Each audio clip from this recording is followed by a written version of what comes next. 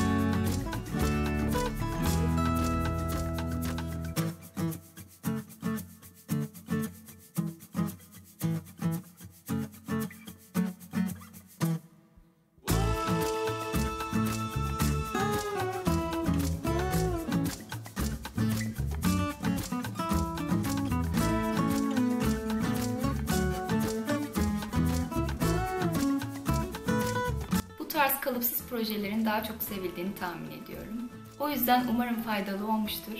Yeni videolarda görüşmek üzere. Hoşça kalın.